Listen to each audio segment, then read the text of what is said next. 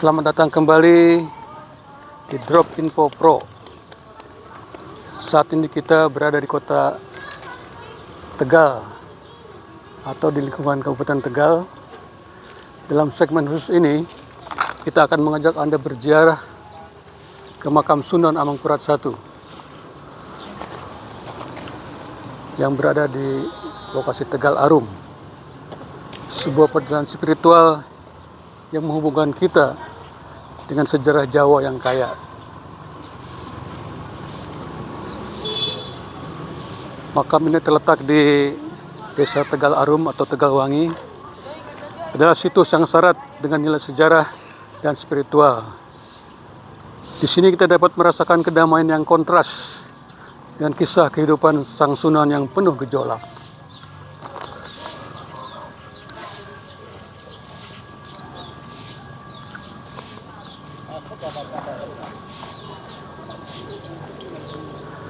Ziarah ke makam ini bukan hanya tentang menghormati leluhur, tetapi juga tentang mencari berkah dan merenungkan pelajaran dari masa lalu. Petilasan yang masih sering diziarahi dan menjadi tempat ngalap berkah bagi banyak orang.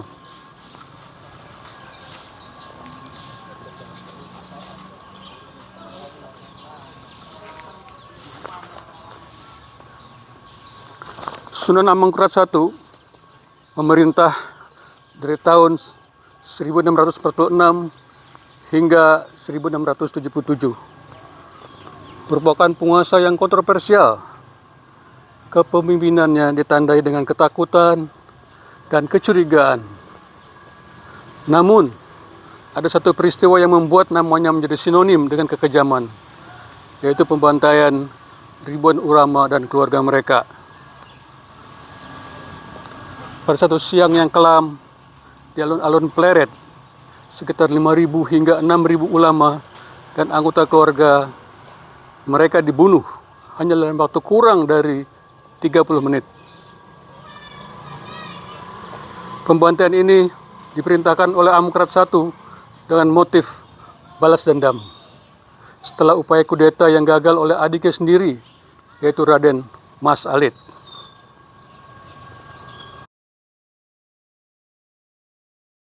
Tahun 1619 Hamangkurat lahir di Kota Gede, Yogyakarta. Ayahnya Sultan Agung, ibunya Ratu Batang. Dengan nama Raden Mas Saidin. Karena lama tinggal di Banyumas, maka disebut Hamangkurat Banyumas. Tahun 1620 Hamangkurat di Terawang ahli nujuk.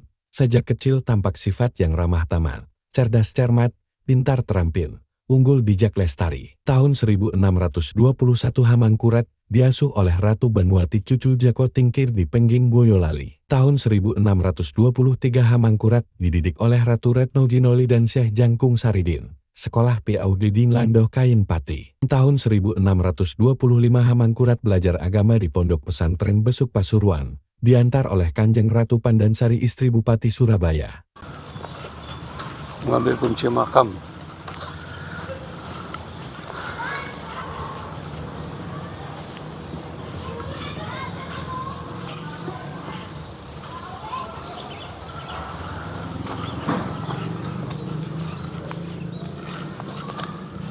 Kalau secara logika seandainya itu membunuh para ulama, apa dulu sudah ada ulama sebanyak itu? Terus bukti makamnya kan sampai sekarang udah ada. Tidak ada makamnya ya? Bukti makamnya sekarang Jadi kan jumlahnya tidak sekian banyak dan tidak semua ulama ya? kan apa dulu ada ulama sebanyak itu. Sedangkan dulu itu secara Pada saat itu logika susah, ngumpulinnya susah ya? Iya, secara logika apa dulu ada ulama sebanyak itu. Sedangkan penduduk aja belum sebanyak kayak sekarang. Terus orang belajar, orang cari ilmu nggak kayak sekarang kan. Dulu kan nggak kayak sekarang tuh. Itu kan biasanya yang cari ilmu kan orang-orang tertentu. Terus secara logika loh. Iya, Terus iya, iya. bukti makamnya sekarang di mana?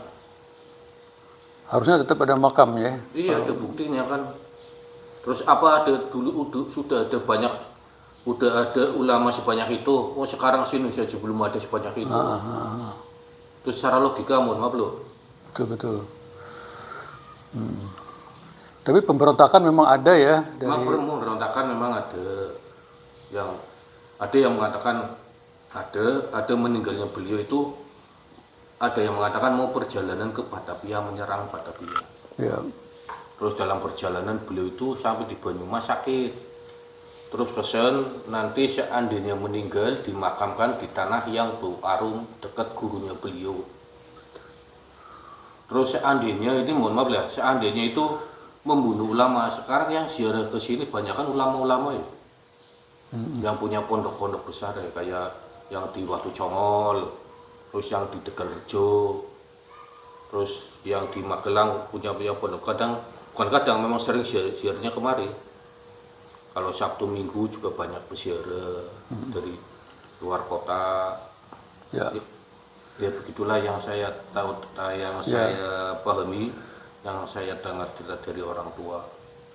Itulah klarifikasi dari Pak Agus Soleh yang sekaligus juru kunci makam tentang masalah pembunuhan para ulama pada zaman Sunan Ampelkurat I. Selain itu kami ingin mendengar dari Bapak tentang begitu banyak aktivitas, kegiatan ataupun jasa dari Pak Kanjeng Susunan Prabu Amangkurat Agung ini, yang saya lihat mungkin Bapak bisa ceritakan itu sekian banyak aktivitas yang hampir di seluruh Jawa ini. Iya. Silakan. Beliau itu yang mendirikan Tanjung Perak, Tanjung Emas, Tanjung Kodok. Terus beliau juga salah satunya yang mendirikan sekolah pelayaran di Tegal. Oh, wah, sekolah pelayaran ya. Terus dia yang mencetuskan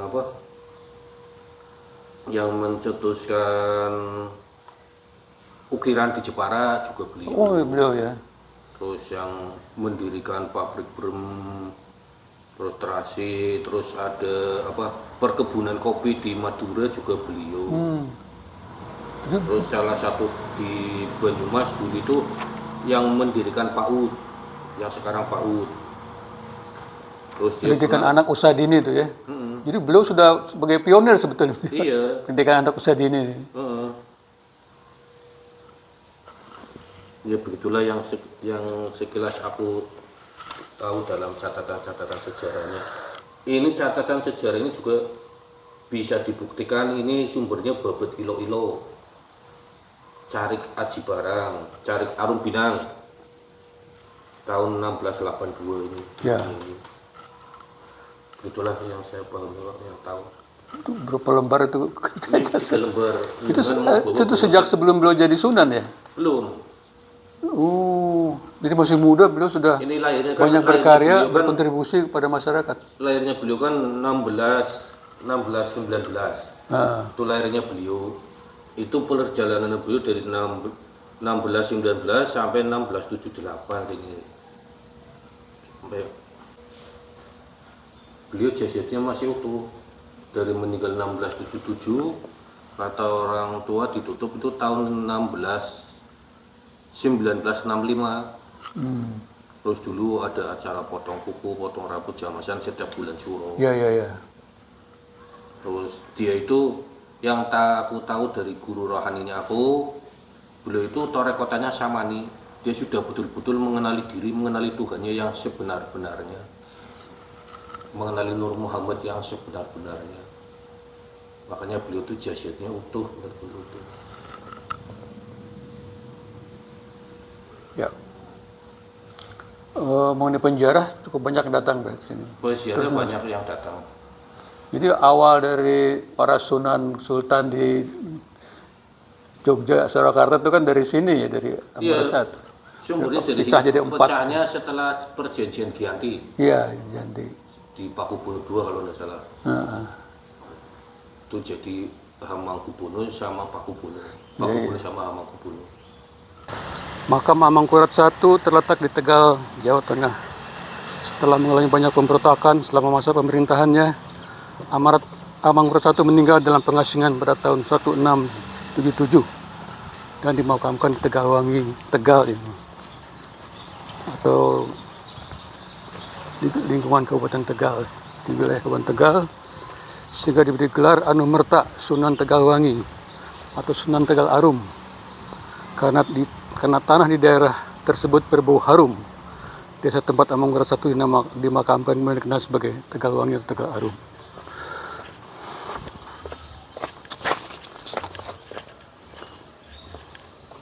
Ini ada makam Surya Atmojo ini, Pak. Ini makamnya Raden Surya Atmojo. Suratmojo.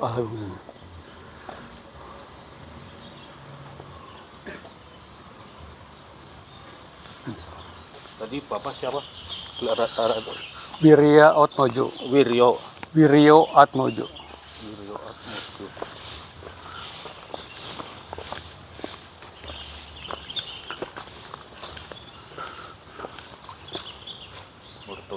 Makamnya di Bogor, Pak. Iya, makamnya di Bogor, tapi biasanya Atasnya, atasnya kan siapa itu loh. Betul. Atasnya siapa? Ah. Pastikan namanya sama Pak biasanya, Pak. Betul.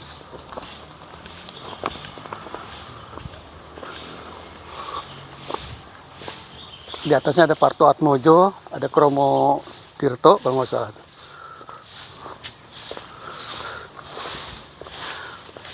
Makam Amangkurat I di Tegal ini. Makamnya di atas sana, Pak. Yang itu yang kuning itu. Oh. Memiliki beberapa aspek yang membuatnya istimewa dan unik. Berikut adalah beberapa hal yang menonjol. Satu, kisah mistis. Ini makamnya yang masih Ada cerita yang telah beredar turun-temurun tentang jenazah Amangkurat I yang dikatakan tidak pernah membusuk. Menurut cerita, kuku dan rambutnya terus tumbuh seolah jenazah tersebut masih hidup. itu makam bupati sebelah Martoloyo. Ini sebelah sana itu makam putrinya Kelenting Kuning. Sebelah situ Kelenting Kuning sebelah timur. Kanan, terus permaisurnya sebelah sana. Itu ada tulisannya Bendoro Ratinaju. Ini tulisannya ini, Pak. Ini tulisannya ini sebelah sini. Bendoro Raden Ayu Kelenting Kuning. Yang sebelah sana Adipati Manduroko, yang sebelah utara.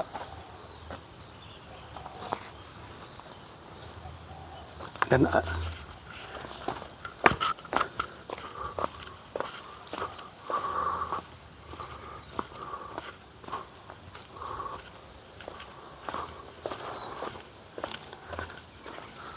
tradisi pemotongan rambut dan kuku. Konon setiap tahun perwakilan dari Keraton Solo datang untuk memotong rambut dan kuku jenazah tersebut. Itu tradisi yang berlangsung hingga sekitar tahun 1960-an. 1960-an itu Jamasan berhenti, terus mulai lagi 2010 kalau tidak salah. Mulai lagi 2010. 2010. Sampai sekarang? Sampai sekarang ada Jamasan, cuman ganti kelambu yang di dalam. Oh, Tidak buka lagi. Nah sebelah sini makamnya Permaisuri. ya pada tahun 1960. Permaisurinya beliau itu yang sebelah sana.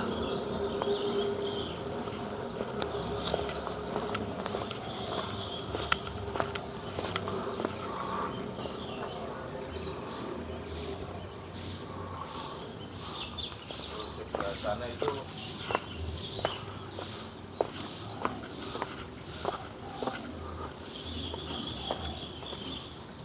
makam adinya Bu Kartini. Yang sebelah sana adinya Bu Kartini yang mendirikan rumah sakit Kardina. Oh, yang di sini Solo, di Tegal ya, saya lihat tadi. Dia bukan dokter ya? Dia dulu itu asetnya Sekolah. beliau tuh yang dulu itu rumah sakit Kardina milik pribadinya beliau. Bahkan sama pemerintah dulu.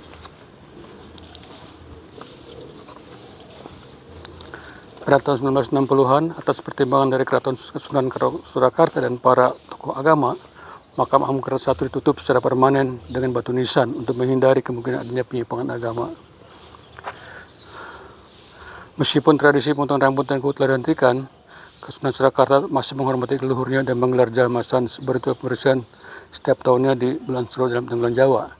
Dan mulai tahun berapa dimulai lagi, Pak? Tahun Kalau tidak salah 2008. 2008 dimulai lagi tradisi ini.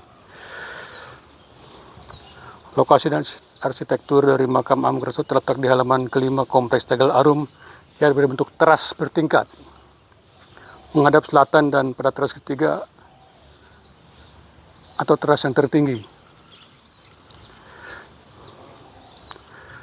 Makam ini juga merupakan bagian dari warisan budaya dan sejarah Jawa, mengingat Amangkurat I adalah putra Sultan Agung dan merupakan penguasa Mataram yang keempat.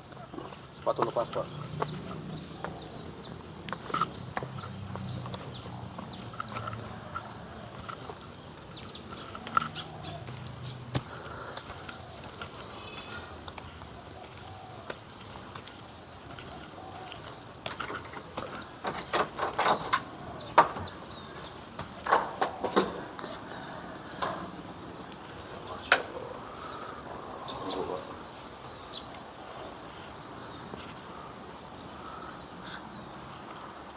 Assalamualaikum.